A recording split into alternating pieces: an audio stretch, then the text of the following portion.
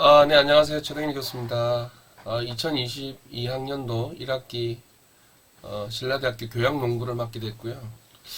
농구 선수 생활을 한 15년 했었어요. 그 현지엽 씨하고 그 서장훈 씨, 이렇게 예를 들어야지 여러분들이 좀 빨리 이해를 해서, 네, 뭐 초등학교, 중학교 때 같이 시합장에서 여러 번 만나고 뭐 그랬던 사이고, 물론 이제 저는 이제 프로로 진학하진 않았고, 부산대학교에 가서 이제 이제 학문 쪽으로 좀 들어가서 길은 좀 달랐는데, 한 15년 정도 농구 선수 생활을 했었어요. 그리고 지금은 뭐 대학에서 강의도 하고 있고, 그리고 뭐 교재도 좀 편찬하고 있고, 교육계에 좀 오래 있었어요. 주전공이 농구다 보니까는, 이쪽 계통에서는 그래도 뭐 학생들 티칭하는데 조금, 나름 잘한다. 뭐, 저 사람 잘 지도한다. 이렇게 좀 알려져 있는 사람이고, 신라대학교 교양농구는 글쎄요, 보통 이제 체육과 학생들은 같은 농구 수업이라도 체육과 학생들은 교육학과는 또 이제 선생님으로 나가기 때문에 또 임용을 쳐야 되기 때문에 또 그에 맞춰서 수업을 하고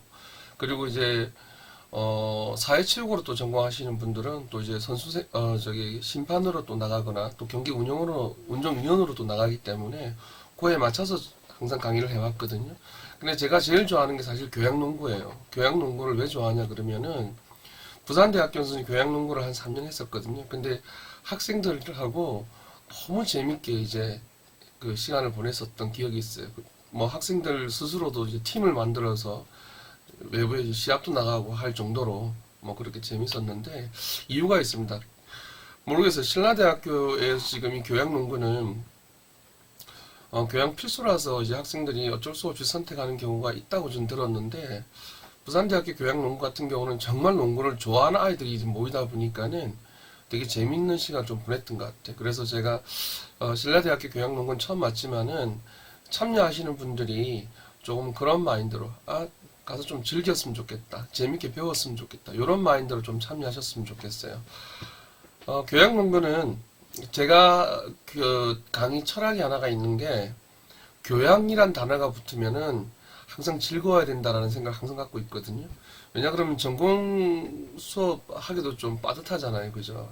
근데 교양까지 와가지고 성적이 얽매이고 막 이렇게 여러분들 스트레스를 안 받았으면 좋겠어요. 그래서 좀 즐거운 시간을 보내고 또 강의를 이어갔으면 좋겠다는 게 제 마인드라서 교양농구 수업하러 올 때는 편안하게 좀 참여하셨으면 좋겠습니다. 그리고 한 가지 양해를 좀 부탁드리고 싶은 거는 지금 캠이 위에 있어요. 그래서 제가 지금 PPT를 띄워놓고 있는데 PPT를 보려 그러면 시선을 밑으로 봐야 되거든요. 그래서 저가 여러분들과 눈 맞춤이 안 돼요.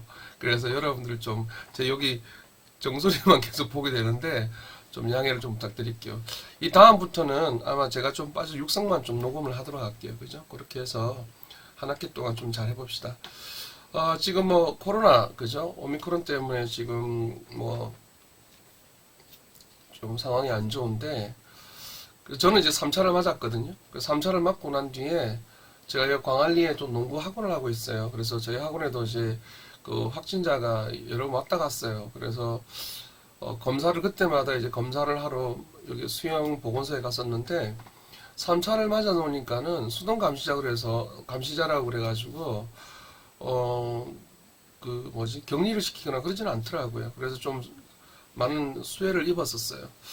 그래서 이제 아무래도 좀 몸속에 그 항체가 있다 보니까는 좀 그런 데 대해서는 조금 버티는 힘이 있는 것 같더라고요. 그래서 모르겠어요. 여러분들도 아직 그 어떻게 지금 진행되고 있는지 모르겠지만 지금 이 오미크론이 3차를 맞은 사람에게는 독감보다는 더 낫게 이제 그뭐 낫다라고 얘기하니까 여러분들 그런 부분들을 좀 아시고 여러분들이 조금 스스로 좀 준비를 하셨으면 좋겠어요. 물론 이제 뭐 개인적인 사정 때문에 어쩔 수 없는 분들은 그렇지만은 가능하시다 그러면 좀 그런 부분에 대해서 여러분들이 조금 노력해 주셨으면 감사하겠다라는 말씀을 드리고 지금 뭐 대통령 선거도 있고 뭐 지금 다 아시겠지만 우크라이나 사태도 있고 지금 코로나도 있고 참 많이 복잡다 그죠? 근데 이제 어 글쎄 전쟁을 치렀던 민족으로서는 좀 많이 안타깝고 뭐 뉴스 볼 때마다 좀 마음이 좀 아리고 이런 부분이 있는데 그래도 우리는 이제 우리 할 건 해야 되잖아요, 그죠? 그래서 여러분들 이제 수업 들어오시면 그런 부분을 다 있고 저도 마찬가지고 좀 즐거운 시간을 좀 같이 보낼 수 있도록 했으면 좋겠습니다. 2022학년도 1학기 신라대학교 교양농구 강의 시작하도록 할게요. 네, 뭐 또 전달할 사항은 없고 뒤에 가서 더 자세한 말씀 드리도록 할게요. 네, 오늘 여러분들하고 주로 이제 나누어야 될 이야기는 오리엔테이션이라서 뭐 크게 여러분들한테 중요한 내용, 어려운 내용들은 없고요. 여러분들이 조금 알아야 될 내용들만 주로 조금 이야기를 나누도록 할게요. 그 수업이 어떻게 진행될 것인가에 대한 부분도 여러분들 말씀드려야 되고, 그리고 이제 평가에 대한 부분도 아무래도 실기 과목이다 보니까 실기로 평가가 될 것 같아요. 중간고사, 기말고사 다. 근데 이제 이 오미크론 확산 추세가 어떻게 변화될지 모르겠는데,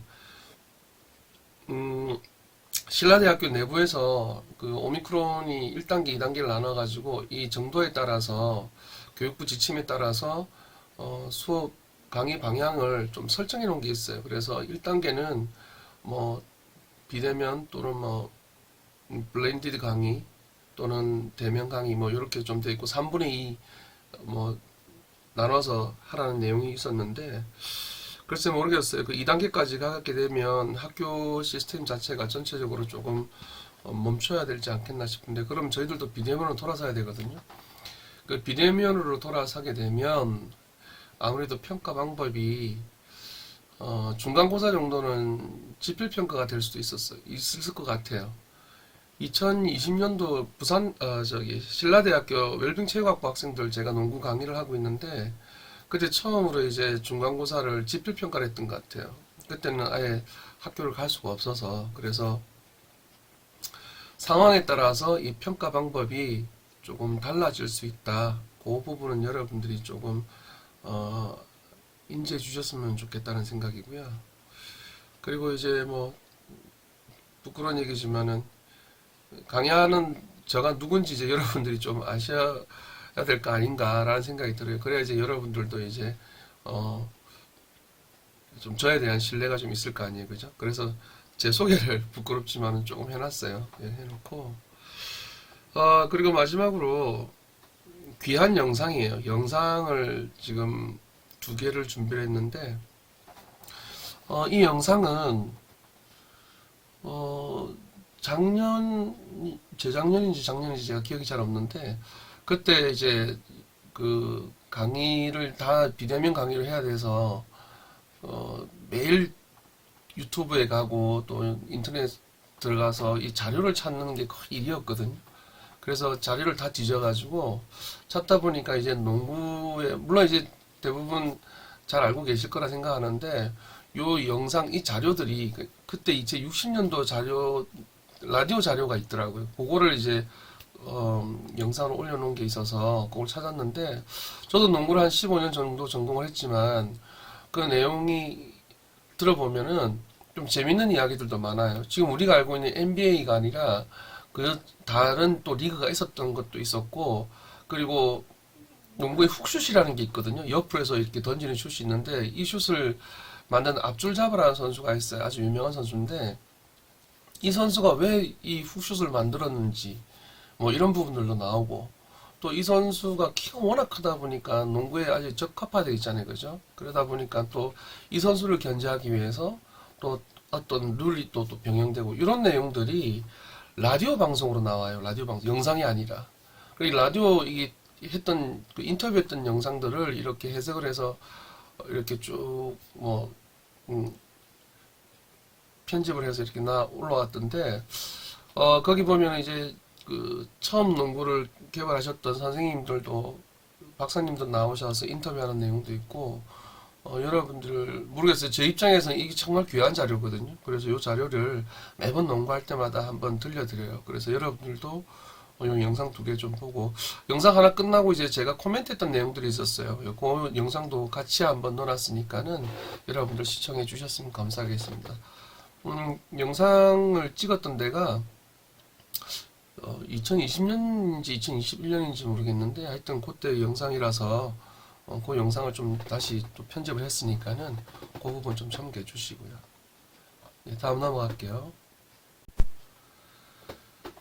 네, 앞으로 강의는요. 처음에 이제 제가 방금 이 클래스에다가 공지를 해놨었는데 오늘은 3월 4일이다 그죠? 3월 4일 첫 수업은 이렇게 비대면 오리엔테이션을 하고 이 과목 특성상 저희가 비대면으로 가기는 좀 힘들어요 그죠? 여러분들 잘 아시겠지만은 그래서 이제 대면 수업을 하겠다라고 이제 그 조교선생님하고도 여러 번 통화했었고 학교 측에서도 실기 과목이라서 비대면보다는 실기를 하겠다 하니까 또 그 부분에 있어서도 학교에서도 뭐 방역에 좀 신경 쓰고 그렇게 강의하시면 되겠습니다라고 연락은 받은 상태거든요. 그래서 일단 제가 우려하는 거는 사실 신라대학교 체육관이 상당히 커요. 그 농구장이 한 3개 정도 나올 수 있는, 그냥 가로로 3개 정도 나올 수 있는 그 크기가 되거든요. 이게 상당히 큰 체육관인데 물론 이제 좀 노후가 좀 돼서 좀 그건 걱정인데 그 면적 대비 수업에 참여할 수 있는 학생 수가 지금 법적으로 정해져 있는데 40명이면 저희가 수업이 가능하거든요. 근데 이제 제가 우려하는 거는 실기 과목을 40명을 수업하는 거는 사실은 그게 쉽진 않아요. 제가 99년도에 초등학교 교사로 이제 체육선 수업을 했었는데 그때도 한 35명 이렇게 수업을 했던 것 같은데 40명을 수업하기에는 그리고 또 여러분들이 이제 작은 체구가 아니잖아요. 대학생이다 보니까요. 그래서 그런 부분에 대해서 고민을 상당히 많이 하고 있어요. 아무래도 지금 코로나 상황에서 좀 밀집이 돼 있다 보니까 그래서 저희들 스스로가 그런 부분에 대해서 여러분들이 좀 방역에 좀 신경도 좀 쓰시고 강의하실 때 조금 거리를 유지해 주시고 그건 여러분들이 이제 어린 학생들이 아니니까 그죠? 여러분들 스스로가 조금 좀 도와주셨으면 좋겠어요. 그런 부분에 대해서. 그리고 모르겠어요. 저 첫날은 제가 테스트를 한번 해보고요. 여러분들이 기량이 1부터 10까지 있으면은 이 10에 아니 상중하를 나눠가지고 여러분 기량을 갖다 상중하로 나눈다 그러면은 최상위에 있는 분들 그런 분들이 있을 것 같아요. 그러니까 뭐 동아리도 하시고 지금도 뭐 대학에서 또 동아리도 하시고 아니면 또 클럽도 오래 하셨던 분도 계실 거고 아니면 농구 전공을 또 하셨다가 또 잠깐 그만두신 분도 계시고 그런 친구들이 조금 있지 않을까라는 생각이 들어요. 그런 분들을 좀 찾아내서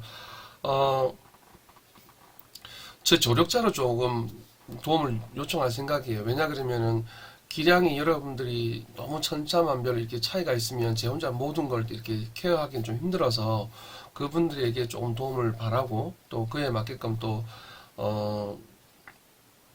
가산점을 조금 드릴 생각이 예. 그래서 첫날은 여러분들 레벨 테스트라 생각하시면 돼요. 뭐 드리블도 한번 쳐보고 슛도 한번 던져보고 레이업도 한번 해보고 뭐 실력이 얼마만큼 잘하나 못하나 이거를 판단하는 게 아니라 여러분들을 지도하기 위한 출발점을 잡기 위한 부분이라서 못하면 못하는 대로 하시면 돼요. 뭐 꼭 잘해야 된다고 생각 안 하셔도 돼요.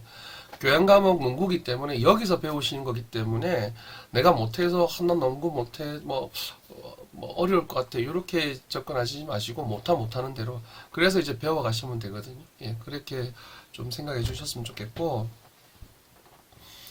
여기 좀 재밌는 단어가 있다. 농구형 뉴스포츠라는 얘기가 있다. 그죠? 아마 스테판 커리 미션은 여러분 농구 좀 하셨던 분들은 아실 거예요. 그 미국 NBA의 스테판 커리라는 선수가 참 유명한 선수인데 일정한 시간 내에 3점 슛을 다 성공할 수 있는 그런 미션들이 있었어요. 이런 것들을 이제 뉴스포츠라 그러는데 사실 제가 뉴스포츠 개발자거든요. 부산에 몇 안 되는 그 희귀한 사람이에요. 제가 직접 개발한 것도 초등학교에서 좀 학생들이 좀 수업하기도 하고 제가 또 강의하기도 하는데 요즘 제가 집필하고 있는 책이 이 농구형 뉴스포츠거든요. 농구만을 가지고 이제 뉴스포츠 농구를 가지고 할 수 있는 게임들, 농구를 가지고 할 수 있는 뭐 활동들 이런 것들을 조금 추려가지고 책을 지금 만들고 있는데 저희 수업 중간중간에 이런 활동들도 같이 한번 해보면 어떨까라는 생각이 돼요. 요거는 이제 뭐 한 예를 들면 한 팀에 5명씩해서 1번 선수는 레이업 슛을 하고 2번 선수는 드리블을 하고 3번 선수는 프리드를 던지고 4번 선수는 3점 슛 던지고 5번 선수는 하프라인에서 슛을 던져서 시간을 딱 측정을 하는 거예요. 요게 이제 미션이거든요. 이런 형태예요. 이런 형태인데 여러분들 그 옛날에 9시 뉴스에 제 기억이 맞나 모르겠는데 그 축구 국가대표 선수들 월드컵 나가기 전에 축구 대표 선수들이 그 몸풀기로 뭘 했냐 그러면은 정해진 공간에서 축구공을 들고 잡기 놀이를 했었거든요. 공을 들고 가서 터치해서 주기도 하고 또 공을 몰고 가서 또 터치하기도 했고 이런 게 있었는데 이런 활동들이 되게 제가 보기 좀 새로웠었거든요. 벌써 한 15년 전이었던 걸로 제가 기억하는데 그래서 이제 이런 활동들이 뭘까 하다가 이제 뉴스포츠를 배워보니까는 그 안에 놀이 활동들이 되게 많이 들어가 있었어요. 그래서 그게 이제 뉴스포츠라 그래갖고 다 포함이 되어 있었는데 그 부분을 제가 조금 분류를 했었어요. 그래서 스포츠 펌플레이라는 거를 우리나라에 제가 처음으로 만들어서 이 이름을 제가 이렇게 지었어요. 스포츠 펌플레이라고. 물론 지금 많이 알려지진 않았지만은 제가 강의하러 갈 때마다 선생님들 모아놓고 이런 얘기를 하는데 스포츠 펌플레이는 우리가 본 수업 들어가기 전에 학생들의 어떤 흥미와 재미를 이끌어내기 위해서 하는 한 5분에서 10분 정도 활동이라 보시면 돼요. 그러니까 뭐 농구 드리블 잡기 놀이라든지 뭐 농구공을 갖고 하는 터치피고라든지 이런 것들이거든요. 이런 것들은 제가 뭐 많이 알고 있으니까는 이런 부분들도 우리 강의 중간중간에 넣어서 좀 했으면 좋겠다. 예, 그렇게 생각하고 있고 중간고사 전까지는 여러분들 기초 기능에 제가 조금 투자를 많이 할 생각이에요. 드리블, 그 다음에 패스는 다 할 수는 없고 체스트 패스, 바운드 패스 기본적으로 2가지 정도만 예, 패스. 그 다음에 이제 레이업슛. 제일 중요한 거는 드리블하고 레이업슛하고 여러분들 슈팅 자세 잡는 요 3가지는 빨리 만들어 놔야 되거든요. 요 3가지가 좀 된다 그러면은 이제는 뭐 게임도 하고 그리고 뭐 다른 어떤 미션 활동을 하는 데 있어 어려움은 없을 거예요. 그래서 드리블, 그 다음에 개인 자신의 슈퍼 만드는 거, 그리고 이제 레이업슛 요 3가지 정도는 중간고사 전까지는 빨리 만들어 놓을 생각이에요. 그래서 기초기능 중심으로 해서 중간고사까지는 하고 그리고 중간고사 이후에는 팀 게임 중심으로 좀 가야 되지 않을까라는 생각을 해요. 예, 그래서 팀을 좀 나눠서 게임 위주로 좀 가야 안 될까? 뭐 그런 생각하고 있는데 기초 중심으로 가다 보니까 이제 레벨이 어느 정도 되시는 분들은 물론 이렇게 생각해 주시면 좋아요. 그 티칭법이 다 달라요. 국가대표 선수들 또 뭐 감독들 또 농구를 지도하시는 많은 분들이 드리블 한 가지도 티칭하는 방법이 다 다르거든요. 저 역시도 이제 제만의 어떤 티칭법이 있어서 그래서 레벨이 어느 정도 되시는 분들은 그 티칭법을 좀 따라온다고 생각해서 좀 참여해 주면 제일 좋고요. 그리고 참여하시면서 제가 좀 부탁을 하면 기본 자세를 좀 잡아야 될 분들을 좀 같이 돌아다니면서 그분들 자세를 좀 잡아주는데 좀 도와주시면 더 좋고 그리고 그 정도 레벨이 되시는 분들은 제가 조금 더 레벨을 올려서 할 수 있는 활동들을 또 다른 과제를 내줄 수도 있을 것 같아요. 그렇게 해서 중간고사 전까지는 조금 그렇게 레벨을 나눠가지고 좀 강의를 했으면 좋겠다는 생각이고요. 팀 게임을 하게 되면은 이때는 저희가 40명이기 때문에 10명씩 팀을 나누면 4개 조가 나오잖아요. 그죠? 근데 그 조 안에서 다시 또 A그룹, B그룹을 좀 나눠야 될 필요가 있을 것 같다는 생각이 들어요. 저 생각입니다. 일단은 아직 여러분들 제가 못 만나봐서 어떻게 이제 어떻게 나눠가지고 해야 될지 아직 감을 못 잡고 있는데 그냥 제 생각은 10명씩 4그룹을 만들어서 팀 게임을 하게 되면은 거기 그 그룹 안에서도 잘하는 친구들이 있고 좀 어느 정도 기량이 좀 못 쫓아오는 친구들이 있으면은 섞여서 게임하는 게 좋을지 아니면 나눠서 A그룹, B그룹 나눠서 A그룹은 A그룹끼리, B그룹은 B그룹끼리 그렇게 해서 게임을 하는 게 좋을지 여러 가지 생각을 좀 하고 있어요. 근데 제가 오랫동안 강의를 해보니까는 어, 체육교육, 그러니까 한 과에서 강의를 하게 되면 이렇게 막 섞어서 수업을 해도 A그룹, B그룹 없이 뭐 잘하는 사람부터 막 섞어서 시합을 해도 큰 그게 없는데 그 교양 과목을 좀 소화하다 보니까 서로 이제 과가 다르다 보니까 그리고 친밀도가 아직 그렇게 가깝지가 않다 보니까는 실수하는 것에 대해서 되게 본인이 미안해 하더라고요. 다들은 괜찮은데 본인 스스로가 그 실수에 대해서 너무 죄책도 느끼시고 막 안절부절하시고 그렇다 보니까는 점점점 게임을 안 뛰고 안 뛰려 하고 뭐 이런 부분들이 많더라고요. 그래서 이런 부분들을 조금 해소하고자 하는 부분들이 바로 A그룹, B그룹 나눠서 잘하는 사람들은 또 그에 맞게끔 시합을 붙여주고 또 그 레벨에 맞게끔 시합을 붙여주고 이렇게 해서 승률을 가져가는 게임 방식도 괜찮지 않을까 뭐 이렇게 생각을 했었고요. 한 15년 정도 농구를 뭐 하고 또 한 10년 정도 또 지도를 하다 보니까는 제 스스로 만든 룰이 많아요. 어드밴티지 룰이라 그래가지고 우리 팀에 여학생이 있으면은 여학생한테 드리블 룰을 줘요. 그 여학생이 드리블 치면은 상대방 남학생들은 길만 잡을 수 있어서 공을 커트할 수는 없고 대신 상대방 여학생들은 여학생끼리는 또 어드밴티지끼리는 그 공을 스틸할 수 있고 뭐 이런 룰이 있어요. 그리고 여학생이 슛을 던져서 들어가면 3점을 준다든지 플러스 1점 뭐 이런 룰도 있고 아마추어 경기에 가면은 실질적으로 플러스 1점이 있어요. 뭐 40대 이상 플러스 1점, 여자들이가 남자 시합이 되면 플러스 1점. 그래서 경기하는 게 실질적으로 있거든요. 예, 그런 룰을 좀 넣어서 중간고사 이후에는 좀 시합 위주로 가면서 좀 전부 다 좀 즐거운 시간을 좀 보낼 수 있도록. 여러분들이 와서 농구 힘들다, 와서 또 뛰어야 돼, 또 땀내야 돼 이렇게 참여하시면은 이 시간이 힘들어요, 여러분들한테. 대신 오늘 아침에 금요일날 아침에 가서 몸 풀고 뭐 즐겁게 한 게임 하고 와야지 이렇게 좀 참여해 주시면은 이 시간이 여러분한테 즐거울 것 같아요. 그래서 참여하실 때 강의기 때문에 꼭 가야 된다 이런 것보다는 그냥 가서 1시간 반 정도 가뿐하게 운동하고 온다 요 생각을 좀 해줬으면 좋겠어요. 대신 이 운동 종목을 농구라 생각하시고 가서 즐겁게 배운다 이렇게 참여하시면은 한 학기 수업하시는 데 있어서 큰 무리는 없지 않겠나 그런 생각이 듭니다. 예, 다음 넘어가 볼게요. 네, 뭐 이 내용들은 여러분을 다 보셨다 그죠? 2학점이고 저희가 1분반입니다.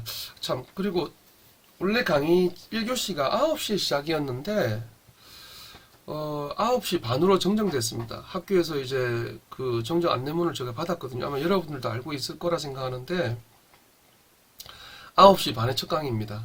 제가 사실 집이 광안리 쪽이에요. 그래서 까지 9시에 만약에 강의하게 되면은 제가 항상 30분 전에 도착하거든요. 그런데 저도 좀 마음이 좀 놓였어요. 30분 정도 좀 늦게 시작한다 그러니까 저도 조금 여유가 좀 있을 것 같아요. 여러분들도 이제 여유가 있으니까 절대 이제 지각하지 마시고, 예, 지각은 조금만 서두르면 지각 안 할 수 있으니까 그죠. 조금만 일찍 좀 나와주셨으면 좋겠다는 생각이고, 저희들은 1분 반입니다. 1분 반이고 9시 반에 시작해서 저희가 50분 강의거든요. 50분 강의 10분 휴식인데 그러면 1시간 40분이 되잖아요. 근데 9시 반에 시작해서 10시 반, 11시 정도쯤 되면 저희가 마무리를 해야 되지 싶어요. 왜냐면 저희들 뒤에 또 2분 반 강의가 바로 붙어 있거든요. 그래서 저희가 한 1시간 반 정도 강의를 할 생각인데 대신 쉬는 시간이 없습니다.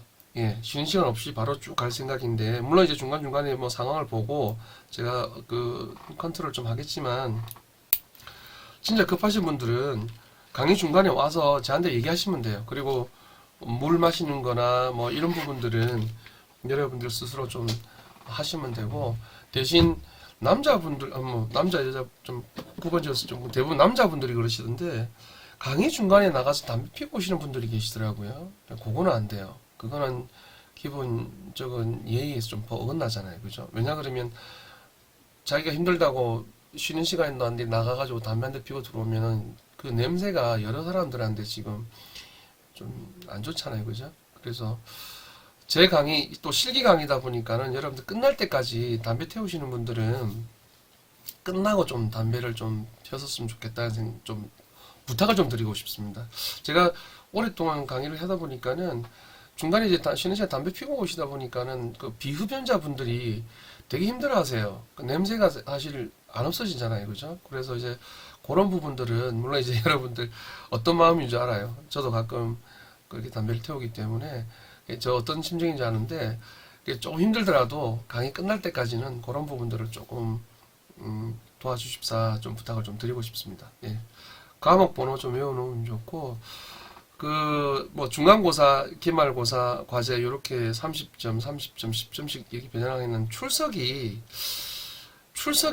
교양 과목 수업을 해보면 출석이 가장 큰 결정적인 역할을 많이 해요. 제가 볼 때는 여러분들 출석률이 교양 과목은 좀 이 업앤다운이 다 되게 심하더라고요. 그래서 이 출석 부분이 따라서 이 성적이 조금 많이 변화가 있더라. 뭐 이런 게 제가 수업을 해보니까 그렇고요. 중간고사는 이제 실기를 제가 중간고사는 드리블하고 패스 요 두 가지만 볼까 하고 생각하고 있어요. 15준, 15준 배점에서 물론 이제 드리블 내용도 많겠죠. 그죠?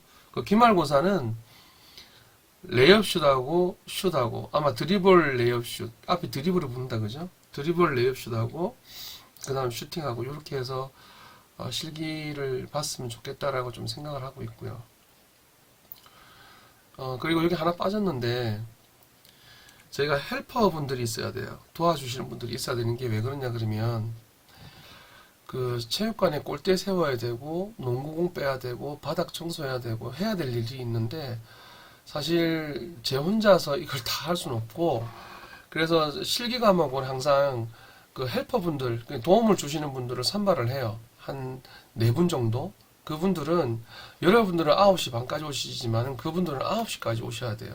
9시까지 와서 농구 골대 세우고 그 다음 농구공 빼고 바닥 밀고 창문 열어놓고 그리고 끝나고 나면은 또 정리하고 이런 역할을 좀 하게 되거든요. 그래서 헬퍼분들은 가산점을 제가 5점씩 드렸는데 이 5점이 크더라고요. 성적 처리하다 보면은. 예, 그래서 5점을 배점을 드리고 있는데 조금 전에 얘기했던 그 기량이 상위 있는 분들이 사실 헬퍼를 해주시면 더 좋죠. 예, 그런 분들이 좀 도움도 주시고 헬퍼도 해주시고 하시면서 좀 그에 합당한 또 제가 또 맛있는 거 사드릴게요. 고생을 하시니까 그죠? 예, 그래서 그분들은 헬퍼를 지금 선발을 해야 돼요. 헬퍼를 한 4분 정도 제가 생각을 하고 있거든요. 4분에서 5분 정도 생각하고 있는데 물론 헬퍼도 9시인데 이거 늦게 오고 이렇게 되면 중간에 탈락을 해버려요. 그래 되면은 그 가산점을 제가 열심히 하지 않는데 가산점을 줄 수는 없잖아요. 그죠? 그래서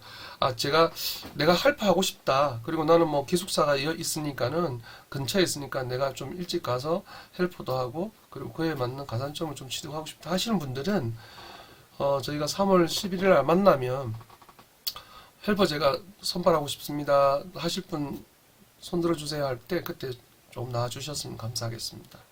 예, 여러분들이 조금 도움이 필요해요. 실기는 여러분들이 아셔야 될 게 9시 강의 끝날 때 1학기 끝날 때까지 이 강의가 끝날 때까지 헬퍼분들이 매번 9시까지 오시고 여러분들을 위해 청소도 하시고 세팅도 해놓기 때문에 그 가산점에 대한 부분은 여러분들이 좀 인정해 주셨으면 좋겠다는 생각이 들어요. 예. 또 안내사항이 네, 뭐 안내사항은 다 된 것 같고요. 기타 궁금한 거 있었으면 메모해 두셨다가 3월 11일 날 저한테 또 이제 문의해 주시면 제가 또 안내를 해드리도록 할게요. 넘어가도록 할게요.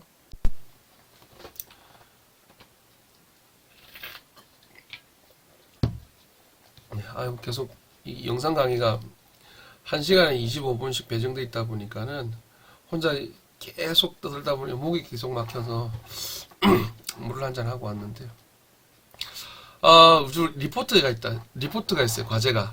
이 과제를 제가 지금 하나는 영화다, 그죠? 글로리로드 이 영화를 보신 분도 계실 거라 생각돼. 워낙 이제 유명했던 영화라서, 제가 항상 이제 농구 강의를 할 때 글로리로드를 보고, 자기의 스토리를 적어 오시는 분들, 스토리는 제가 이 글로리로드를 벌써 10번 이상 봤어요. 그래서, 스토리를 적어 오시는 분들은 성적을 아주 낮게 줬어요. 왜냐 그러면 인터넷 가서 글로리로드 스토리 치면은 무수하게 많은 글들이 와요. 그래서 그거를 드래그 해가지고 그대로 옮기신 분도 계시고, 뭐 여러 가지 학생들이 뭐 학생들 이렇게 학생 모르겠어요. 리포트를 보면서 제가 참 어이가 없다라고 생각했던 부분도 너무 많았기 때문에 글자 크기를 16으로 잡은 사람도 있었더라고요. 16이면은 그걸 15로 맞추면은 한 세 줄 정도밖에 안 되잖아요. 그죠? 예, 그건 이 과제는 노력인 것 같아요. 성인 것 같아요. 어떤 분은 어떤 친구는 어떤 학생은 이 드래그 해가지고 그대로 옮겼는데 인터넷에 글을 드래그해서 옮기면은 그 엔터 치는 그게 다르게 표기가 되거든요. 그런 부분들도 띄어쓰기도 지금 잘 안 되는 부분이 있어요. 그런 부분들을 그냥 그대로 제출했던 사람들이 너무 많더라고요. 저는 다 읽어봅니다. 저는 코로나 터졌을 때도 학생 교양 수업을 갖다가 100명 했었거든요. 매주마다 100개의 리포트를 다 읽어봤었어요. 다 표시도 다 하고. 제가 좀 성격이 꼼꼼해서 다 읽어봅니다. 그걸 다 찾아내요. 그렇기 때문에 여러분들 성이라고 생각해요. 물론 이제 뭐 드래그해서 갖고 올 수도 있어요. 갖고 올 수 있으면 읽어보면서 그걸 또 편집도 하고 내용도 파악을 하고 이렇게 하셔야 되는데 그대로 갖고 오는 건 좀 아닌 것 같아요. 그래서 과제를 두 가지를 놓고 지금 고민 중에 있습니다. 하나는 글로리 로드라는 영화를 보고 영화의 스토리를 적는 게 아니라 거기 보면은 코치의 관점, 그 다음에 선수의 관점, 선수도 지금 여러 명 있잖아요. 그죠? 흑인 학생, 백인 학생, 그리고 그때 뭐 인종차별 때문에 사회 분위기 이런 것들이 있는데 그런 것들을 보고 여러분들의 어떤 생각들을 좀 정리했으면 좋겠어요. 예. 저는 이제 체육학 학생들한테는 감독이 계속 승리를 하기 위해서 감독 입장에서 그 선수들에게 지시하는 내용이나 트레이닝하는 방법들이 과연 올바른가? 라는 어떤 주제를 가지고 또 한번 쓰기도 했었고, 만약 당신이 감독이라면 어떻게 했을까? 이런 주제도 이런 주제를 또 얘기하기도 했거든요. 또 다른 주제는 만약 당신이 선수였다면 선수로 저기에서 만약에 저 캐릭터였다면 어땠을까? 뭐, 요렇게 해서 학생들이 그 캐릭터에 대입돼서 자기들이 어떤 생각들을 왜 체육학 학생들은 실질적으로 뭐 코치 생활도 하시는 분도, 지도자 생활도 하시는 분도 계시고, 선수 생활 하시는 분도 계시고, 또 이쪽 계통으로 많이 나가다 보니까 굳이 농구가 아니라도, 예, 그런 어떤 관점에서, 조금 자기 생각을 정리해 볼 필요가 있어서 그런 과제를 많이 내줬었어요. 그래서 여러분들한테는 교양 과목이라서 영화를 보고 스토리 적는 건 아닌 것 같고 어떻게 접근하면 좋을지 뭐 그런 생각들을 사실 좀 갖고 있어요. 그냥 과연 올바른 지도자는 무엇인가에 대한 리더십이 무엇인가에 대한 그런 부분을 주제를 가지고 영화를 보고 여러분들 생각을 정리하는 게 좋지 않을까? 지금은 요까지는 제가 좀 정리를 하고 있어요. 사실 생각들을. 그래서 하나는 영화를 보고 예, 이렇게 하는 거고 글로리 로드가 아니라 코치 카트라는 어떤 영화도 있고 뭐 이 스포츠 관련 영화는 많다 그죠? 그래서 그 여러분들이 좋아하는 영화를 보고 여러분들의 생각들을 조금 정리해서 제출하는 과제가 있는데 여기서 중요한 거는 A4 한 장을 넘기시면 안 돼요. 제가 얘기했죠. 100명 넘는 학생들 다 읽어봤다고. 근데 그럴 수 있었던 게 제가 A4 용지 한 장을 넘지 마라 그랬거든요. 글자 크기는 10으로 하고 자간 160 요것만 지키시면 돼요. 그래서 글 내용이 A4를 딱 접었을 때 반을 안 넘기면은 그건 성의의 문제. 그런 분들은 성적을 좋게 줄 수가 없어요.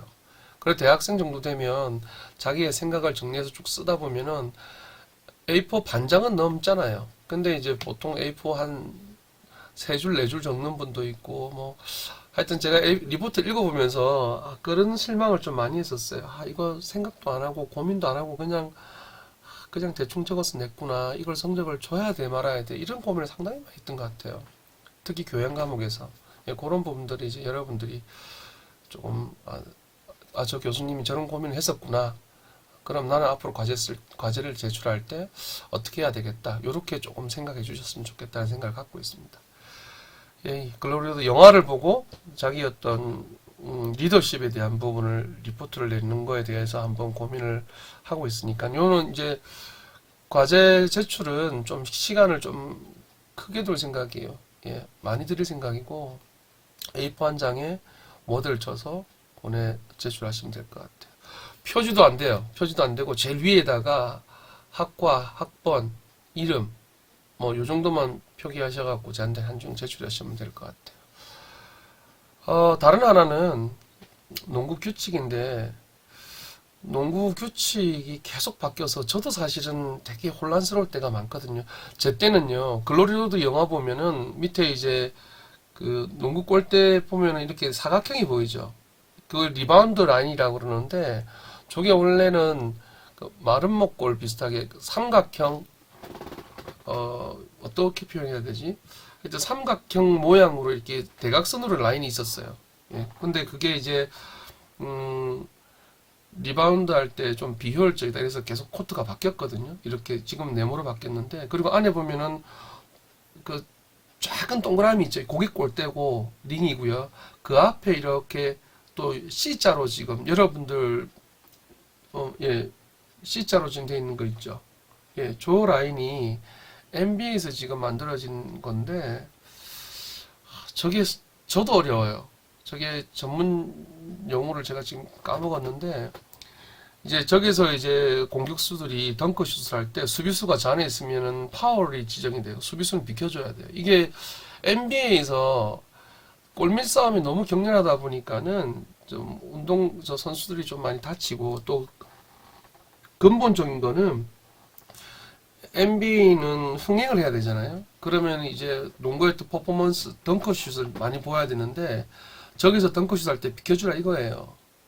너 여기 있으면 파울로 인정할 때는 비켜줘. 여기서 공격수가 덩크슛 하게 되면 너희들 비켜줘. 그렇게 해서 만든 건데 철저하게 또 상업적인 어떤 관점에서 만들어진 룰이에요. 근데 이 룰이요 국내에도 지금 도입돼 있는데 이 심판들도 잘 몰라요. 왜냐하면 경기가 하도 흐름이 빠르다 보니까는 한국에서는 골밑에 저렇게 격렬한 덩크슛하고 할 수 있는 선수 잘 없거든요. 물론 이제 용병들이 와 있지만은 그래서 저 룰을 제가 심판이 부르는 걸 제가 본 적이 없어요. 심판하는 친구한테도 물어보니까 사실 자기들도 잘 모른대요. 경기 워낙 빠르게 흘러가다 보니까는 그 쫓아가기 바쁘다는 거죠. 그래서 이런 부분들이 사실 여러분들이 좀 알고 있어야 될 내용들이 있거든요. 그래서 그런 부분들을 좀 과제로 내주면 어떨까? 과제를 내주면 아무래도 정리하면서 규칙도 좀 알게 되고 그리고 아 이런 규칙도 있구나. 요즘에 바뀐 룰 중에 언스포츠맨십 그 유파울이라고 하는데 옛날에는 상대방 수비가 공을 스틸해가지고 달려갈 때 아무도 없어요 뒤에. 그럼 노마크 찬스라 그러거든요. 그때 상대방 선수 빨리 와서 고의로 파울을 했었어요. 사이드아웃 시키려고 골 안 주려고. 근데 이렇게 되면 공격자 입장에서는 너무 억울하잖아요. 수비자 입장에서는 잘한 거지만은. 그래서 이렇게 제정된 게 언스포츠맨십. 그래서 유파울이라 그러는데 이제는 뒤에서 고의적으로 파울하면 무조건 자유투 2개 주고 공격권도 줘요. 예, 요게 좀 이제 바뀌었는데 이게 엄격하게 바뀌었어요. 앞에 아무도 없는 상황에서 수비가 정상적으로 파울했느냐 아니면 정말로 이제 고의적으로 파울했느냐 이제 좀 VR 그 뭐죠 그 판독도 하고 그래요. 이 부분이 워낙 이제 좀 강하게 돼가지고 고의적인 파울은 다 유파울로 했던 게 이번 최근에 좀 바뀐 룰이고 농구에서 워킹이라는 게 있거든요. 공을 잡고 한 발, 두 발, 세 발까지 가면 이제 워킹 트래블링이라 그러는데 이 게더 스텝이라는 게 또 생겼어요. 이 게더 스텝이 들어오고 난 뒤에 되게 헷갈렸는데 저도 이제 영상을 몇 번이나 보고 틀어보고 학생들 지도할 때도 이 게더 스텝을 지도해야 되나 말아야 되나 고민도 상당히 많이 했었던 부분인데 이 게더 스텝이 사실은 NBA에서만 쓰던 룰이었어요. 이게 농구가 첫 스텝, 투 스텝, 그 다음 스텝에는 무조건 슛을 던지든지 점프를 해야 되는데 아니면 멈추든지 첫 스텝, 투 스텝, 그 다음 스텝을 넣으면 이게 워킹이었어요. 반칙이었는데 NBA에서는 첫 스텝을 0으로 보는 거예요. 그러니까 스텝이 아니다. 공을 잡았을 때. 그러니까 0, 1, 2를 보는 거예요.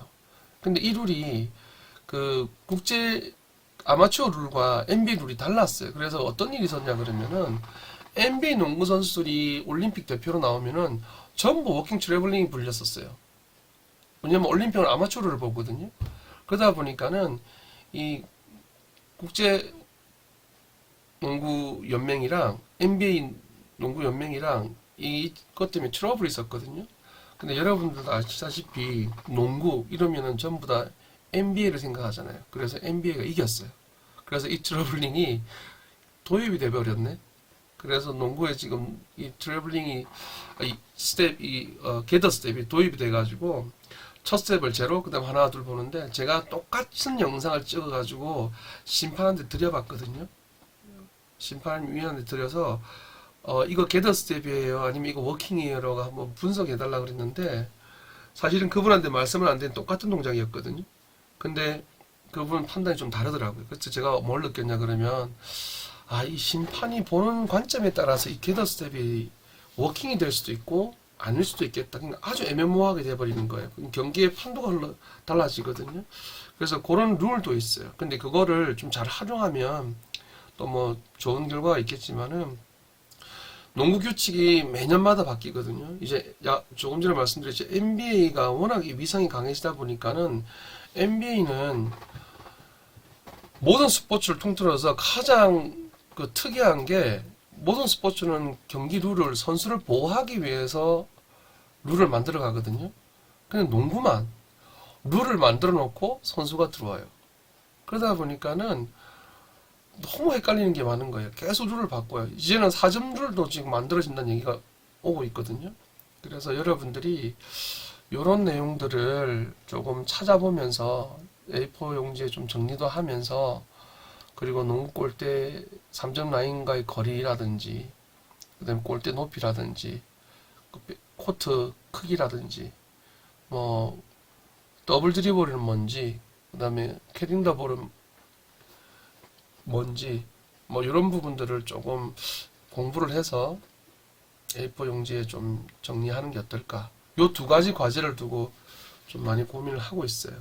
여러분들 입장에서는 당연히 이용하겠죠, 그죠? 말씀드렸듯이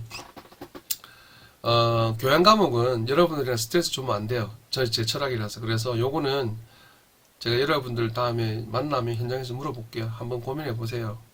교수님 영화 보고 리더십에 대해서 한번 적어보는 게 좋을 것 같습니다. 이러면은 그쪽으로 갈게요. 예, 그렇게 해서 과제는 여러분들의 선택에 맡기겠다. 대신 요 두 가지 중에 하나는 선택합시다. 그죠? 예, 그렇게 해서 과제를 대충 써서 내시는 분들이 있는데 과제 점수는 제가 좀 냉혹하게 줄 생각이에요. 예를 들어서 이제 성의가 보이냐 안 보이냐 예, 그런 부분들을 좀 많이 볼 거니까는 주는 점수는 여러분들이 잘 가져가셔야 될 것 같다. 그 생각이 들어요. 그래서 다음에 만날 때 한번 고민해 보세요. 그럼 영화를 보고 낼 건지 아니면 규칙을 정리할 건지. 규칙도 뭐 편할 수도 있겠다. 그죠? 인터넷 들어가서 뭐 드래그해서 딱 붙이면 되는데 근데 만약에 정말 만약에요. 여러분들 그 중간고사 전에 비대면 수업을 가야 된다 그러면은 이 규칙 관련된 게 이게 리포트가 아니라 강의가 될 수도 있어요. 그래서 중간고사에 이 내용이 다 나올 것 같아요. 예, 그거는 이제 제가 미리 안내를 좀 드릴게요. 이제 뭐 계속 실기 강의가 진행은 되겠나 싶은데 그래도 혹시 모르니까 예, 여러분들 그 정도는 제가 안내하도록 할게요. 네, 다음 넘어갈게요.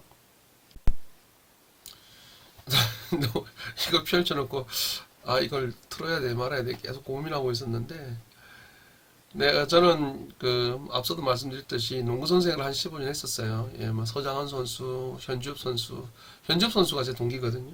예, 초등학교 때 아직도 만났던 기억도 있고 제가 중학교 때 현주엽 선수 팀을 이겨서 결승에서 우승했던 기억도 있어요. 물론 이제 그때는 이제 팀 컬러가 확실해서 현주엽 선수가 잘하긴 잘해요. 또 왜냐하면 중학생이 키가 그때 한 180 이상, 185 이상이었던 걸 기억나는데 하여튼 체격이 우리나라에서는 볼 수 없는 체격이었던 것 같아요. 근데 다행히 저희 팀에도 그 수환이라고 제 친구인데 전국에서 유일하게 현주엽을 마크할 수 있는 똑같은 체격에 똑같은 키를 갖고 있었던 친구가 있었어요. 그래서 그 친구 덕분에 저희가 현주엽 선수가 소속된 희문중학교였거든요. 4강에서 이기고 뭐 결승도 가서 우승했던 기억이 있는데 그렇게 이제 말씀드려야지 여러분들 대충 이제 저 사람이 뭐 어느 정도다라는 걸 좀 아실 것 같아서 좀 안내를 드리고 글쎄 모르겠어요. 여러분들이 저를 잘 모르시니까 대부분 이제 강의하러 오시는 분들이 농구에 이제 깊이 있게 들어오시는 분들이 잘 없어요. 제가 여러 분 만나보니까. 그리고 이제 저는 이 부산대학교 사범대를 나오다 보니까는, 그리고 이제 교육학에 대해서 되게 관심을 좀 많이 갖고 있다 보니까는 학생들을 지도할 때 어떻게 하면 좀 쉽게 지도할 수 있을까? 이에 대한 고민을 상당히 많이 했었거든, 오랜 시간 동안. 예를 들면 드리블 레이업에 관련돼 가지고 영상을 찾아보면은 정말 수많은 영상들이 나와요. 물론 뭐 프로 하셨던 분도 나오고 아마추어 하셨던 선생님들도 계시고 뭐 여러 지도자들이 자기만의 어떤 지도 방식으로 많이 영상을 올려놨었어요. 근데 이제 저도 이제 그 영상을 보면서 저거보다 더 쉽게 가르칠 수 있는 방법은 뭘까? 이런 고민들을 상당히 많이 했었거든요. 근데 그런 부분들을 제 나름대로 정리를 해가지고 학생들을 현장에서 지도하니까는 되더라고요.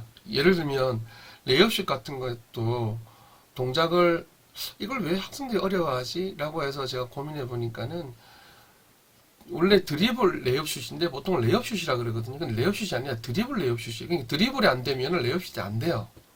드리블 볼 핸들링 자체가 안 되면은 공을 캐치해서 스텝 잡는 게 올라가는 게 힘들거든요. 예, 그런 부분들을 그러면은 드리블 따로, 그 다음에 발 동작 따로, 스텝 따로, 그 다음에 슈팅 이런 걸 다 잘라가지고 지도에서 하나 딱 모으면은 랩 되지 않을까. 이런 노력들을 많이 했었어요. 그러다 보니까 이제 이런 부분들이 학교 선생님들이나 현장에 계시는 분들이 아, 참 당신이 지도하는 방법이 참 쉽게 다가온다. 그리고 빨리 습득이 된다. 이런 평가를 많이 해주셔가지고 농구 쪽에서는 나름 좀 알려져 있는 사람이다. 이 정도로 좀 생각해 주셨으면 좋겠어요.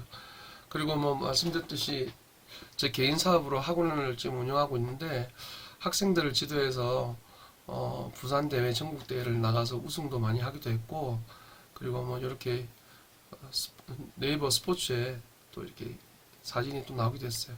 저도 이 사진이 나온 줄 몰랐는데 누가 보내주셨어요.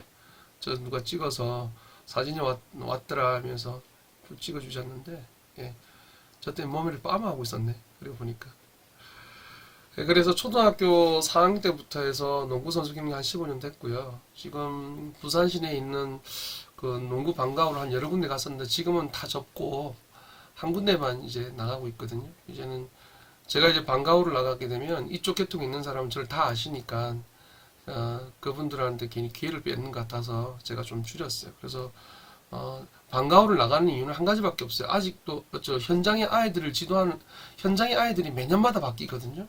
그럼 그 바뀌는 아이들을 제가 계속 지도하면서 이 아이들의 성향을 파악해야지 제 나름대로 어떤 교육적인 어떤 그 티칭법이 저도 계속 노력을 해야 되거든요. 근데 이제 아이들을 만날 수 없으면 제가 그렇게 접근하기가 힘들어요. 그래서 계속 초등학교, 중학교 가서 계속 강의를 하고 있는 거는 현장의 학생들을 만나고 현장의 어떤 학생들의 어떤 그 특징을 파악해야지 제가 체육 선생님이나 지도자들이나 다 모아서 강의를 할 수가 있거든요. 학교 현장에 가니까는 아이들이 이렇게 변했더라. 요즘 아이들은 이런 부분에 대해서 되게 민감하더라. 그렇게 해서 지금도 초등학교 방과후를 좀 꾸준히 다니고 있어요. 그래서 초등학교, 중학교, 고등학교 스포츠 강사들, 체육 선생님들, 담임 선생님들, 그다음에 교육청의 연수들 거의 부산에서는 제가 다 하고 있어요. 뉴스포츠도 마찬가지고요.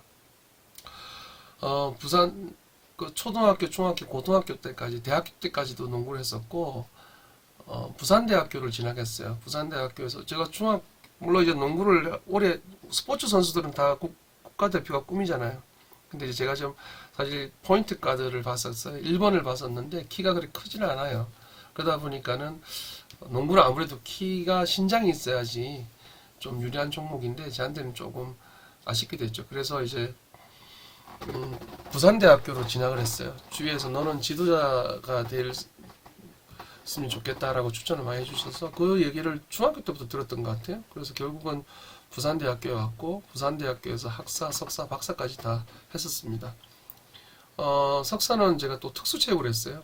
그래서 특수체육도 했고 장애인 봉사활동도 지금 거의 20년째 하고 있거든요. 예, 그 장애인 쪽도 좀 조예가 좀 깊다 이렇게 말씀드릴 수 있고 제가 모든 장애 뭐 지체장애 그 다음에 시각장애, 청각장애, 발달장애, 자폐 다 가봤어요. 노인대학도 가봤고 그래서 이 교육 지적인 스펙트럼이 좀 커요. 그러다 보니까 이제 그런 지도법에 대해서 나름대로 연구하고 좀 발전될 수 있었지 않았나, 뭐 그렇게 생각합니다. 말씀드렸듯이 제가 좀 특색 있는? 뭐 그렇게 표현해야 되나? 부산대학교 사범대 나오면 중등 2급 전교사 자격증이 나오게 돼 있거든요. 근데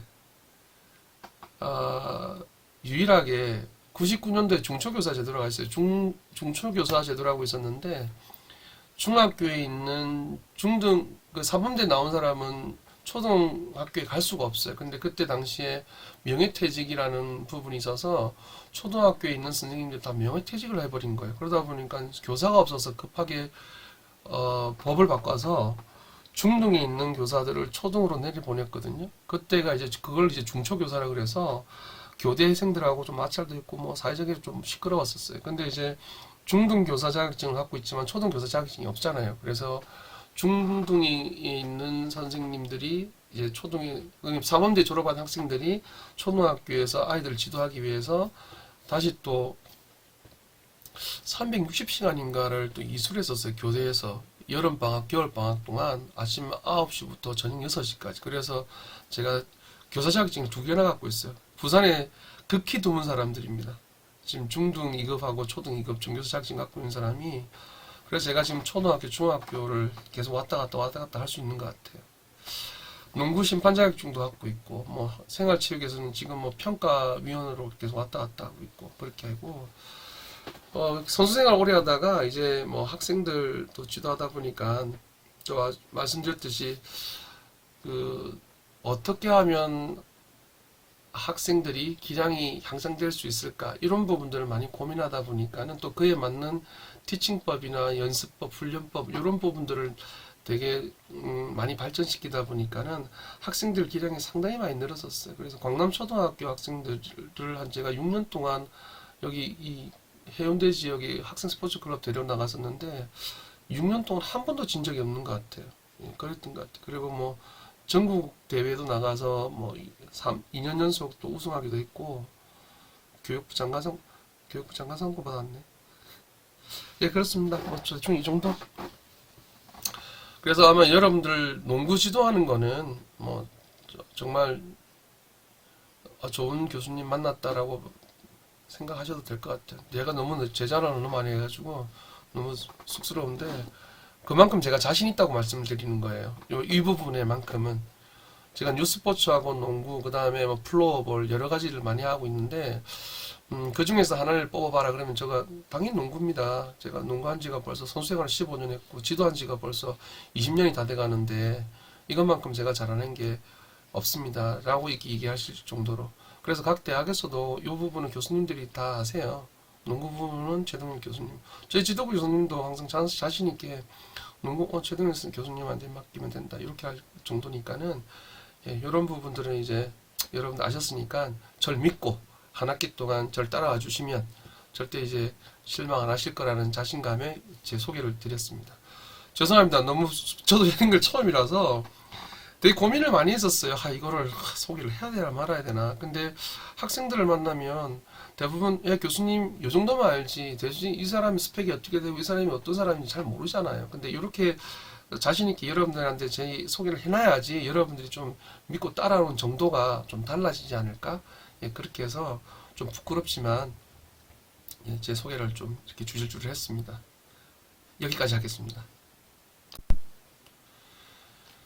네, 뭐 여기 빨간색 보면 농구는 신장으로 하는 것이 아니라 심장으로 하는 것이다 이렇게 되어 있는데 그래서 이 이야기가 언제 나온 건지 잘 모르겠는데 제가 이 이야기를 15년 전인가 그때 대학생 때인가 잘 모르겠는데 아주 옛날에 그 아마추어 농구 클럽 하시는 분이 누군가가 그 다음 카페에 이 문장을 넣어놨더라라고 해서 제가 기억하고 있거든요. 그래서 모르겠어요. 그분도 어디서 보고 한 건지 모르겠는데 농구하시는 분들이 이게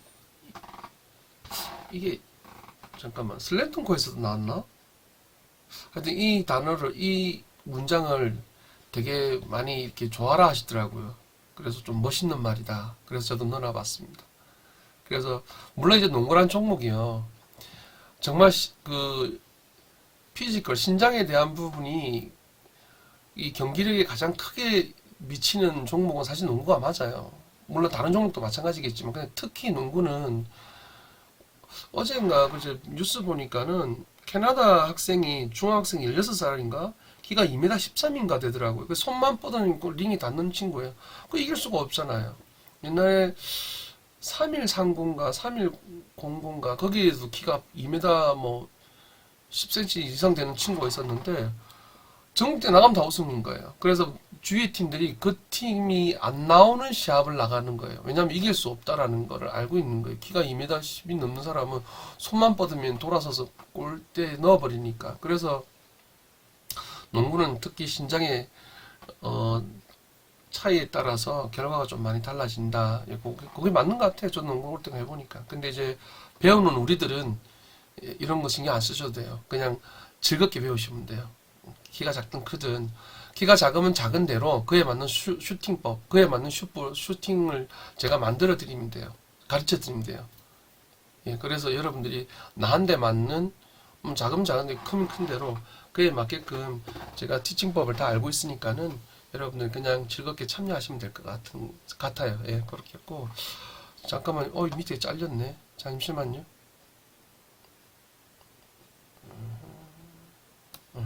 죄송합니다. 이거 지금 잘린 줄 모르고 있었네. 조금만 조정하고 할게요. 아까 맞춰놨었는데.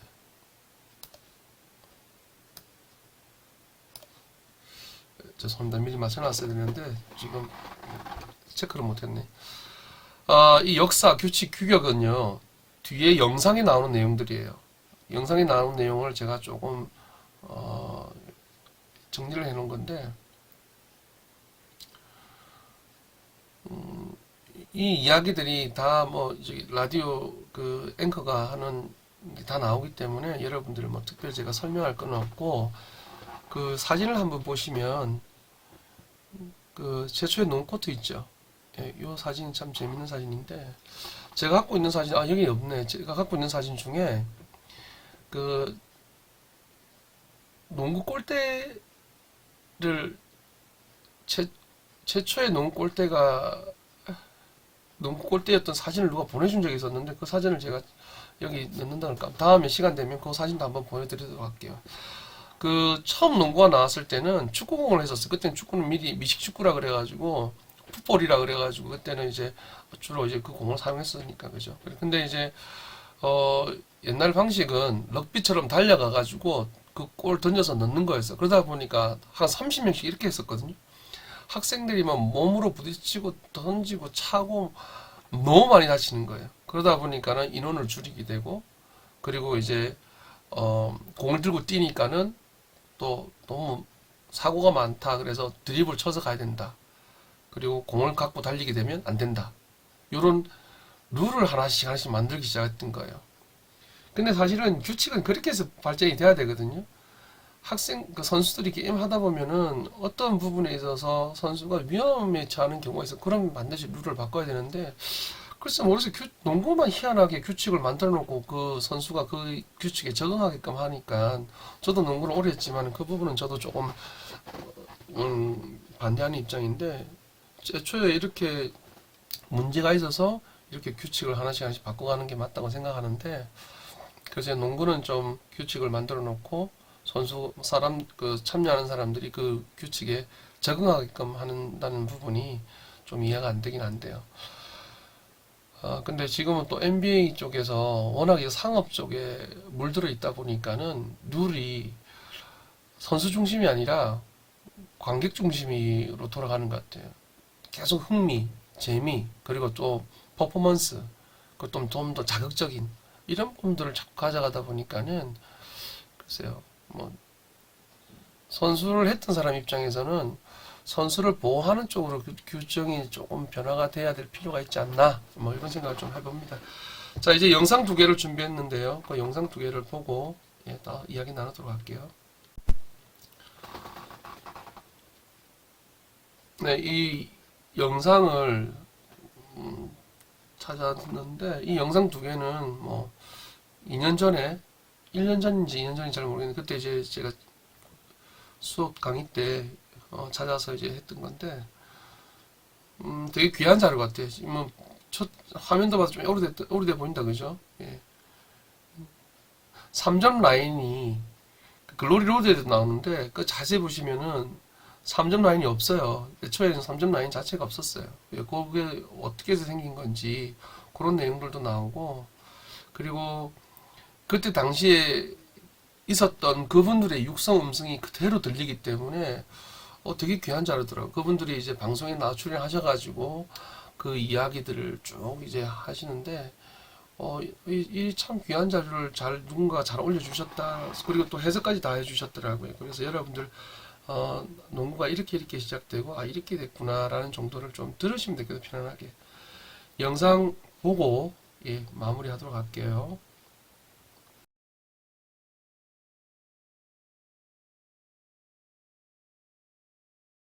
This is 99% Invisible.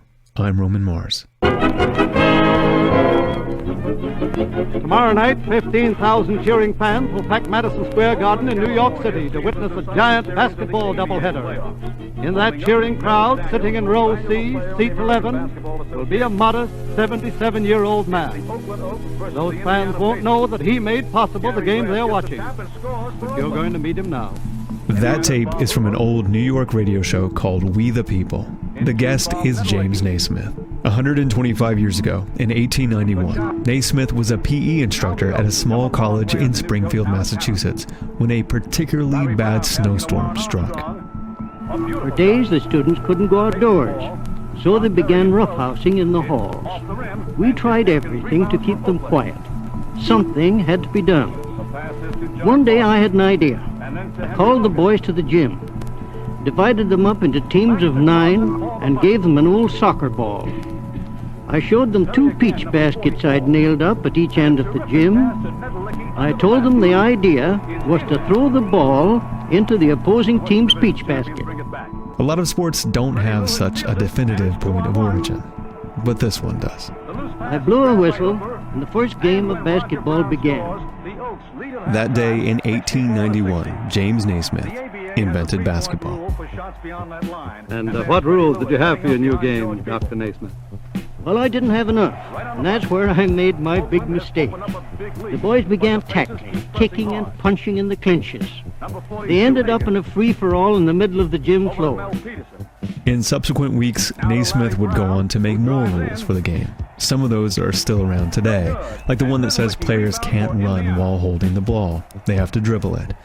But there was one thing, not so much a rule, but a design decision that he made back in 1891 that continues to define the way the game is played. He had to decide how high to hang the peach basket.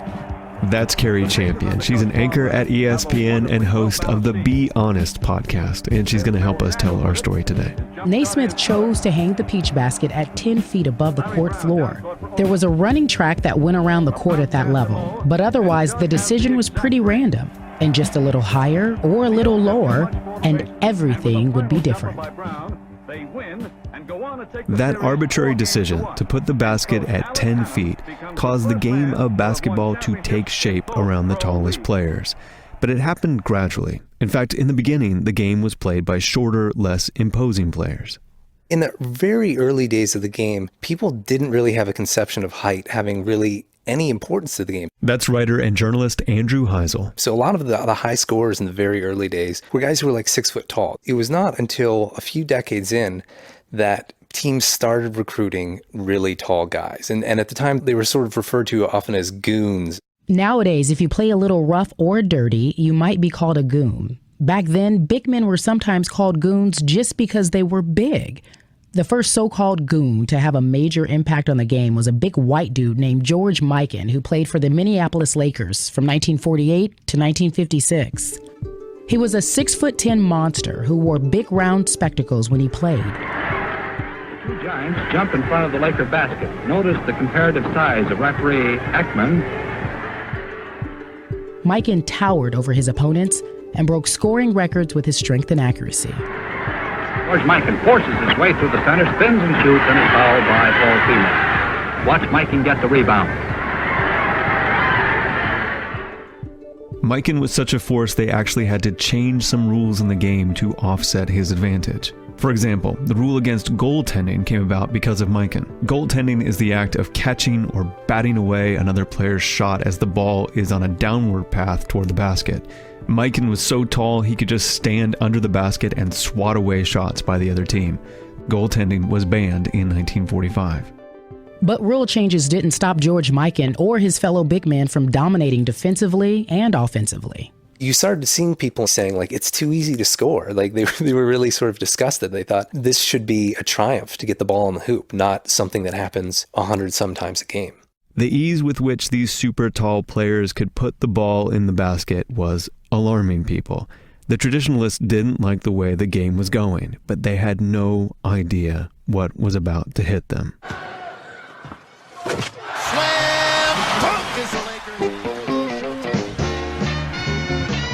The dunk, sometimes called the slam dunk. The first one in an organized game happened in 1936, but dunking didn't really get going in basketball until the 1960s. And man, the traditionalists, they hated the dunk. But not just because it was a new, unconventional way to put the ball in the basket. The dunk became political. The key year is 1966. That's Matt Andrews. My name is Matt Andrews. I teach American history at UNC Chapel Hill, and I have a particular focus on sport and society. So it was in 1966. In the NCAA championship game, Texas Western, with an all-black starting five, easily defeat Adolph Rupp's all-white University of Kentucky team. This win by Texas Western against Kentucky was a big deal in the college basketball world. Kentucky was one of the last major college teams in the country that still didn't have any black players. The coach of Kentucky was a guy named Adolph Rupp. Many viewed him as a racist. According to the sports correspondent Frank DeFord, who was in the Kentucky locker room that night, the language Rupp used against the Texas Western players sent a chill down his spine. And there was this moment right at the beginning of the game where Texas Western's David Lattin gets the ball and makes a move toward the hoop. The defender in front of him is Pat Riley. He'd go on to win 9 NBA titles as a player, coach, and executive, and Lattin flies over him. Riley's like 6'4", stockily built, and Lattin just rises above him and slams the ball through the hoop.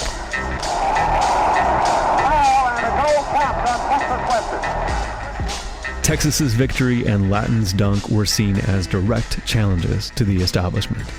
After all, this was 1966. There was a lot going on in America. The Black Panthers had become a visible force. In Oakland, the Panthers had armed and organized themselves to protect their communities from brutal, racist police. And many white Americans were worried a revolution was about to take place.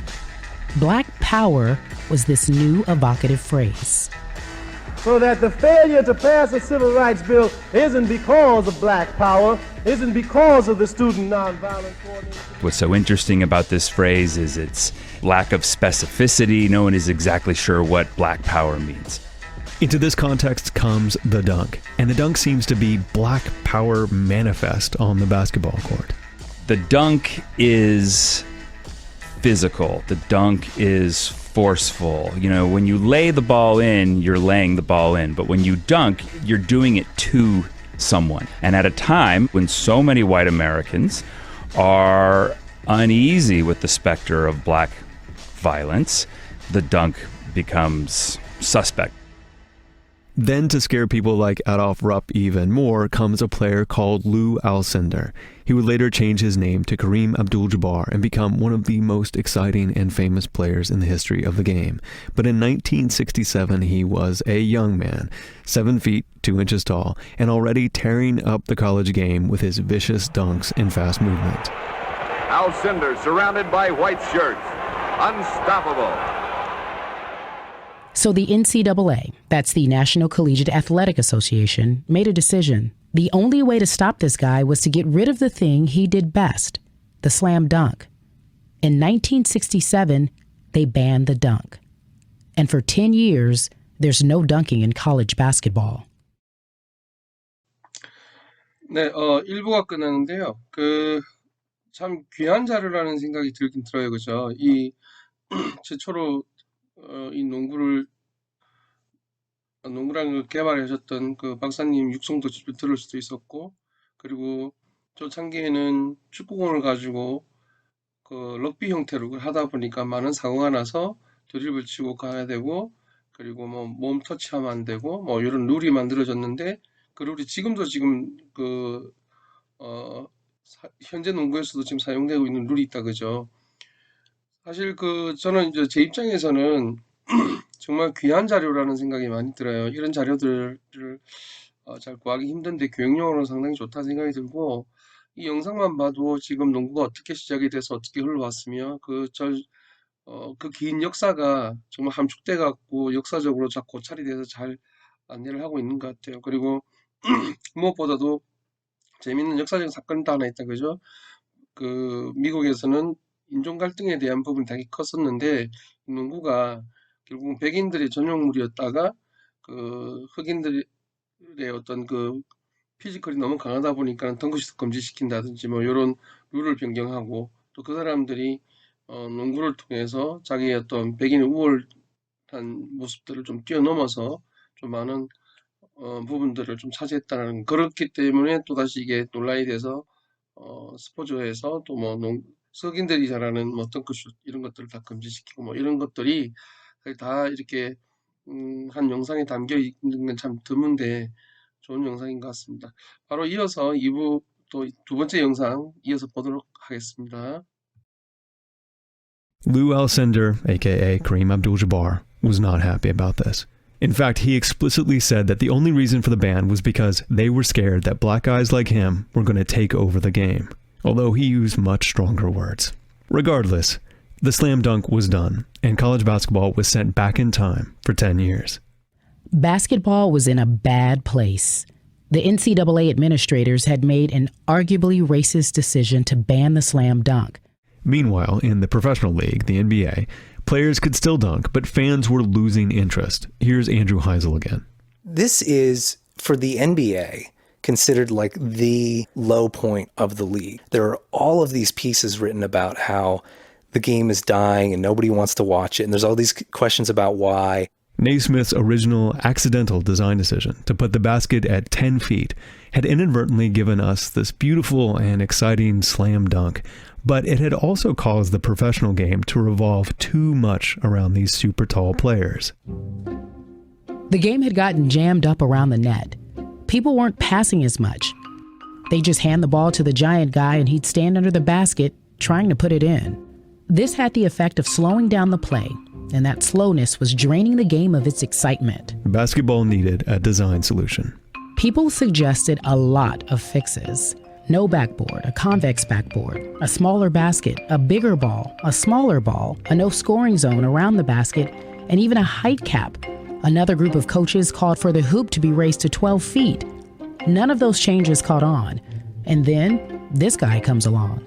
Well, we feel that those people who are not under contractual obligation, if they'd like to take a look at us, we would... So remember George Mikan, the original NBA goon, 6 foot 10 inches tall with big round specs? Well, in 1967, he was working as a travel agent in Minnesota where he used to play, when he gets a call from a couple of guys asking if he wants to head up a new professional basketball league that would compete with the NBA. What do his old NBA friends have to say about his new job? Good luck, baby. I mean, it really was just sort of making up as you go along. It was simply, let's get an idea and let's see what we can do here. That's Terry Pluto, who wrote a book about the founding of this new league. They called it the ABA, the American Basketball Association, and George Mikan became its first commissioner. They were trying everything to get fans re-engaged in the game. Sometimes they featured cow milking contests for entertainment, and one halftime show in Indiana involved a wrestling bear called Victor. A big, beautiful, brown bear who looks to me that he weighs at least 500 pounds. Most of their ideas didn't stick. A lot of times good ideas are like that. They're one of 12 things that people stuck to the wall, and out of the 12, one became really good, one helped a little bit, and the other 10 were almost embarrassing. In this case, one of the ideas was really good. In fact, it's the design solution that arguably saved basketball, and the secret star of this story that we're telling right now. The 3-point shot. Firing for three, hits a three. Bird is in, and he hits a three. He's knocks down a double clutches and knocks it down for three. So all you sports fans know this, but originally, shots from the field were all worth 2 points. But the ABA's innovation, which they actually borrowed from an earlier defunct league, was to draw an arced line about 22 feet away from the basket, and any shot made from behind that line was now worth 3 points. The ABA was trying to please the fans. Fans get excited when they see a three-pointer, but they can also go and practice the shot at home. It's more egalitarian. That's Ramona Shelburne, senior writer for ESPN.com. It's the sense that if I practice hard enough, I don't have to be the most athletic guy in the court. I don't have to be an incredible dunker. It's something that when fans watch it, they think, oh, I could do that too. In 1976, the NBA merged with the ABA, and 3 years later, they brought in the three-point shot. At first, it was about pleasing the fans, but they slowly came to realize something about the three-point shot. When you'd study it, if you shoot 35% on three-pointers and you shoot 45% on two-pointers, if you just break it down, it makes so much more sense to build a team around three-point shooting because you're going to score more points, and that's the point of the game. And now, some teams have decided that the way to win is to concentrate on three-point shots. When the NBA first introduced the three-point shot, games featured only a couple of three-point attempts. This season, it's more than 10 times that. And if there's any team that's demonstrating the value of the three-point shot right now, it's the Golden State Warriors from California and Mr. Steph Curry. Curry for the lead. Curry splits the defense behind the back. Fires a three. Oh, he puts it in. And If you don't know who Steph Curry is, he's about 6'3", so he's short by NBA standards. But this hasn't stopped him from being the star of the team and of the whole NBA. I think every kid growing up in America now is trying to be Steph Curry. He is skinny and doesn't seem to have anything physically dominant about him. And yet, when you watch him play, he's electric. Curry can hit three-pointers for Golden State from really anywhere he likes, which makes it hard to defend against him and balances the influence of the big men. Because if there are guys like Curry who can score from anywhere, then the 7-foot guys have to move away from the basket, where they're most useful, to defend. And once you allow players to score an extra point from shooting further out, the game spreads out. You get a whole new game. The game has changed for the better. There's no doubt about it. That's former Indiana Pacer Jerry Harkness. Harkness was a player in the NBA and the ABA. Because the game is exciting. The game is run and shoot, quickness, defense, opening the game up, making it more aggressive. But even though the three-point shot has had a balancing influence, some traditionalists still don't like it. I don't think it's basketball. I think it's like kind of like a circus sort of thing. Why don't we have a 5-point shot and a 7-point shot? Where does it stop? That sort of thing. But that's just me. That's just old school. That's San Antonio Spurs coach Greg Popovich speaking to ESPN about Steph Curry's Golden State Warriors last year. What Popovich is saying kind of echoes what people said about the dunk 50 years ago. That it's a trick, a departure from the fundamentals of basketball. And I kind of agree with Coach Pop. But even Popovich seems to think that the three-point shot is here to stay. To a certain degree, you better embrace it. You're going to lose. And every time we've won a championship, three-point shot was a big part of it. Instead of designing the beautiful, powerful dunk out of the game, we designed a counterbalance, the three-point shot. And now the game is more inclusive than it's ever been. You've got these little guys that can shoot bombs from anywhere on the court, and there's still room for the big guys close in. The three-pointer and the dunk have become the yin and yang of basketball. All of this has sort of been by accident. The 10-foot-tall basket, the dunk, the three-point shot. But then again, the game wasn't carefully designed in the first place. Really, it came about because all James Naismith wanted was to stop some rowdy kids from getting into too much trouble. And the whole thing started with a couple of peach baskets I put up in a little gym 48 years ago. I guess it just goes to show what you can do if you have to.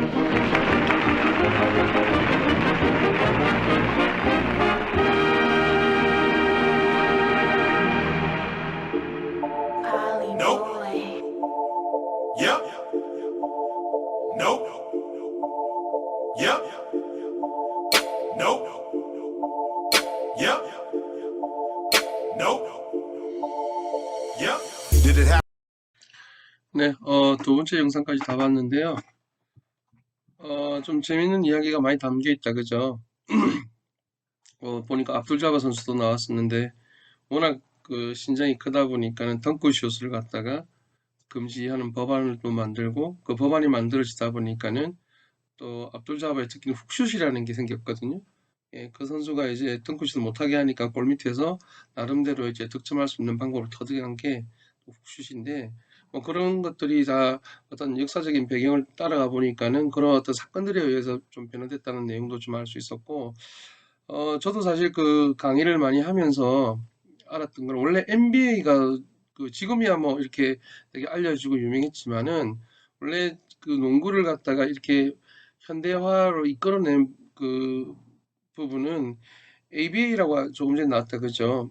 그 ABA에서 참 많은 시도를 했던 것들이 지금 현대 농구에서도 많이 보여지는 예를 들면 치어리딩이라는 거, 뭐 이벤트라는 거, 뭐 보니까는 그 서커스에 있는 분들도 나오시고 뭐 몸이랑 이렇게 뭐 이벤트 쪽으로 하는 것처럼도 나오고 아이들이 드리블 쳐서 가는 것도 나오고 이런 게 나왔는데 지금도 현대 농구에서도 그렇게 지금 쓰고 있는 거 보니까는 아무래도 ABA가 NBA보다는 흥행성에서 많은 농구의 흥행성에서는 좀 앞서갔다는 게 좀 느껴지고 무엇보다도 이제 다양하게 시도했던 것들이 다 성공하지 않았지만 특히 이제 3점 슛 제도를 도입한 게 이제 큰 히트를 쳤었고 그리고 나중에 NBA와 ABA가 통합되면서 NBA가 그 부분을 그대로 흡수하면서 지금도 3점 슛이 계속 진행되고 있다라는 거 그런 것들이 사실 이런 역사적인 영상을 보지 않고서는 저희가 좀 이렇게 피부를 와닿지 않는 경우가 많은데 실질적으로 그런 담당자들이 인터뷰도 하고 그 내용들을 또 이렇게 정리가 돼서 나오다 보니까는 정말 귀한 자료를 같이 공유했다는 좀 느낌이 들어요. 사실 그 농구가 좀 더 대중적으로 인기를 얻고 좀 더 많은 그러니까 축구나 뭐 야구보다 좀 더 올라가고 싶은 욕심은 사실 있는 것 같아요. 그래서 NBA에서 요즘 나오고 있는 말이 4점슛 도입에 대한 게 지금 계속 불거져 나오고 있어요. 이게 몇 년 전부터 계속 흘러나왔었는데 그 ABA에서 만든 3점슛이 이제 현대에 들어와서는 4점슛까지 도입을 해야 된다라는 이야기가 논의가 되고 있는 것 같아요. 이런 활동들이 결국은 이제 좀 더 재미있는 농구, 좀 더 활성화되는 농구, 그런 위주의 좀 포커스가 많이 맞춰져 있는 것 같아요. 뒤에 뭐 다른 또 얘기를 하겠지만은 이 슛 도입이 과연 좋은지 안 좋은지는 저도 사실 조금 보고 있는 입장인데 확실히 4점슛 도입되면은 흥행은 할 것 같다 그죠? 아무래도 득점인도 많이 나오고 승패 좌우가 이게 크게 바뀌니까는 그게 좀 재밌을 것 같아요. 예, 하여튼 좋은 영상 여러분들 같이 시청할 수 있어서 참 좋았던 것 같아요. 영상은 여기까지 보도록 하겠습니다. 수고하셨습니다. 네, 그 영상은 그때 제가 촬영해 놓고 제 생각들을 조금 정리했던 부분이라서 여러분들 조금 포인트만 좀 잡아서 조금 기억해 주셨으면 좋겠다. 뭐 압둘자바라는 선수가 있었고 그 선수 때문에 지금 그 선수를 견제하기 위해서 룰을 좀 바꿨다. 그래서 그 선수가 또 살아남기 위해서 훅슛이라는 게임을 하고 또 그렇게 해도 또 안 되니까는 3점 슛이라는 걸 또 도입도 하게 되고 뭐 이런 재밌는 이야기들이 있었다 그죠? 예, 그런 것들은 여러분들이 조금 그냥 그런 일이 있었구나 정도 좀 아시면 될 것 같아요. 그리고 이제 옛날에는 NBA가 원래 주가 아니었다 그죠? 예, 다른 쪽이 있었는데 그쪽에서 먼저 이벤트를 하기 위해서 뭐 치어리더도 하고 선물도 쏘고 했는데 합병이 되면서 그죠? 그게 이제 오늘날 그런 형태로 좀 발전되어 왔다. 그 정도 좀 아시면 될 것 같아요. 네, 2022년이다 벌써 그죠? 3월 4일 금요일 날 우리 첫 수업이었는데 이렇게 쭉 이제 강의가 진행될 거다라는 거 이제 알려드렸고요. 글쎄 다음 주가 수강 정정인 걸로 알고 있는데 3월 11일 날 되면 이제 확정 출석부가 나오지 싶은데 네, 그때는 여러분들한테 조금 미움받는 소리인지 모르겠지만은 저는 학생 수가 조금 줄었으면 좋겠다는 게 제 생각이 너무 많아서 좀 고민. 그리고 학생 수가 너무 많으면 또 이제 실기 수업을 할 수가 없어요. 그래서 좀 과제를 좀 많이 내주고 성적 좀 타이트하게 좀 가고, 사실 제가 성적 처리를 어떻게 할 거라는 걸 설명 안 드렸거든요. 예, 그거는 이제 타이트하게 진짜 뭐 이렇게 쫙 나눠서 줄 수도 있고, 아니면은 또 다르게 줄 수도 있는데, 그 부분은 제가 말씀 안 드리는 게 좋을 것 같아서 말씀 안 드려서, 다음에 이제 그 수강 경력 기간 다 끝나고 모이면 그때 이제 여러분들한테 요 성적 처리는 이렇게 해서 할 것 같아요 라고 제가 말씀을 드릴 것 같아요. 단 이제 여러분의 노력의 여하에 따라서 그 부분들이 좀 물론 달라지겠죠, 그죠? 네. 예, 오늘 첫날인데 여러분들 얼굴 이제 뭐 다음 주 되면 볼 수 있으니까 다음 주 또 보고 서로 얼굴 만나서 밝게 웃으면서 또 수업하도록 합시다. 여러 번 말씀드렸지만은 걱정하지 마시고, 잠시만 이거 제 영상 얼굴 나오면 좋겠는데 이렇게 마무리할게요. 예. 여러분들 수고하셨고요. 3월 11일 날 뵙도록 하겠습니다. 2022년 3월 4일 금요일 첫 주 강의 마치도록 하겠습니다. 수고 많으셨습니다. 다음 주에 뵐게요.